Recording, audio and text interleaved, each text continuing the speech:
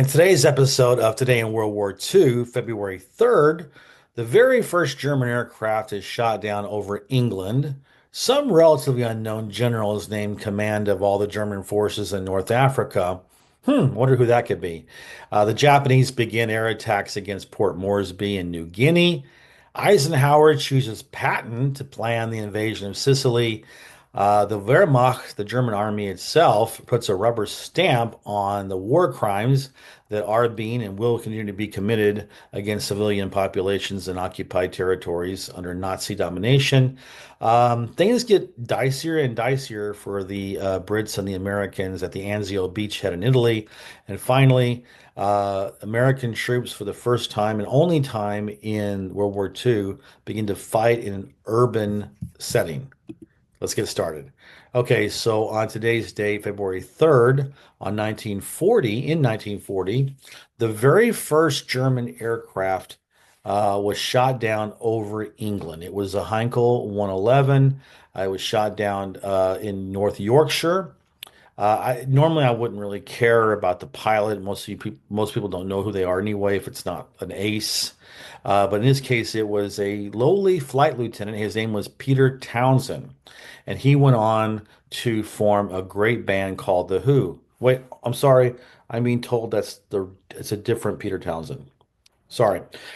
This Peter Townsend had a very salacious affair with Princess Margaret later right now she's just a little baby. That'd be pedophilia if he did that now. But later on, he would become involved with her. That would be a very big deal in the press.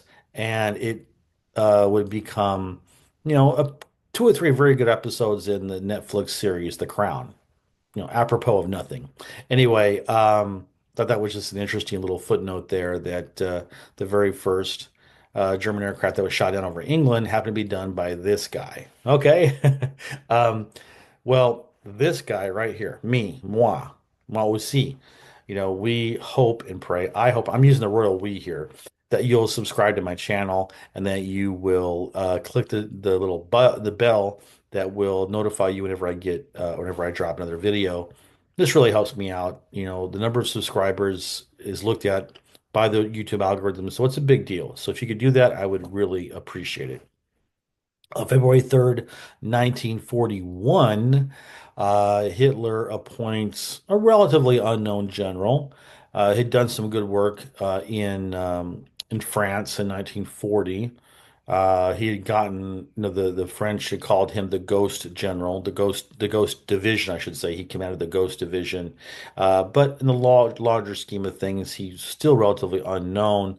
Some guy named oh, I think it's Rommel. Yeah, Erwin Rommel.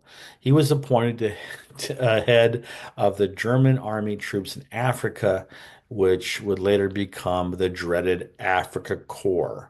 Um, I'm not so sure about this guy. I think he's got potential. We'll have to see what happens moving forward, if he's just some flash in the pan or if he's actually, better than sliced bread, to reference on yesterday's video or the day, but no, a couple days ago.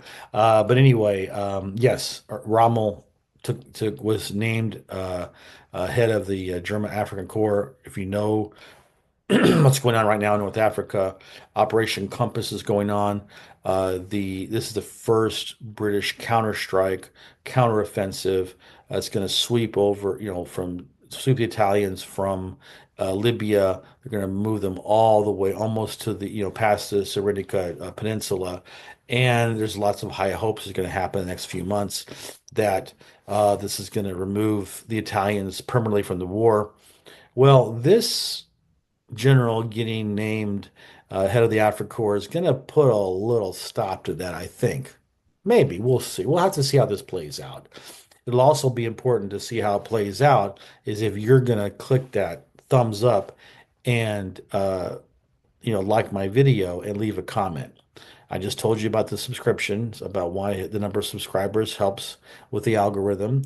Liking the video and leaving a comment also does the same thing. So I would really appreciate if you could do so. That'd be awesome. It would help me out, and you're doing a good deed. Um, we need to have more good deeds in the world. So this will be, this is the way you can just, check one off that you did a good deed today. All right, on February 3rd, 1942, the Japanese began air raids on Port Moresby in New Guinea. Port Moresby is located on the bottom of New Guinea. It is probably the only major city, and when I say major, the word major is doing a lot of heavy lifting there. But the Australians control it. It's a port for them. It's an air base, and it's the last real benchmark place in New Guinea for the Japanese to take before they can start directly either attacking or invading Australia. Darwin's not that far away. So that's, Darwin's the main city in the north of Australia. So things are getting real now for the Australians. Unfortunately for them, most of their troops are in North Africa helping the Brits against the Italians and the Germans. So they don't have a lot of manpower here to defend themselves against the Japanese. So these air raids are just the beginning. This is going to be the focus for the next 6 to 10 months in the New Guinea side of holding Port Moresby, and we're going to see a huge naval battle that's going to be a direct result of this, with a Japanese invasion force heading to Port Moresby. On February 3rd, 1943, uh, Dwight Eisenhower invited General George Patton, to lunch, and he just casually said, "Hey, Georgie, um, I want you to help plan the invasion of Sicily in Italy, because that was the next step, right? They were pushing the Germans out of North Africa. The next logical step would be to take Sicily, and so Patton would be the one would help in that. He would be, play a leading role as the U.S. overall commander." Interesting that at this point in time, Patton was over Bradley. By D-Day, their positions had reversed. Now Bradley had been promoted over George.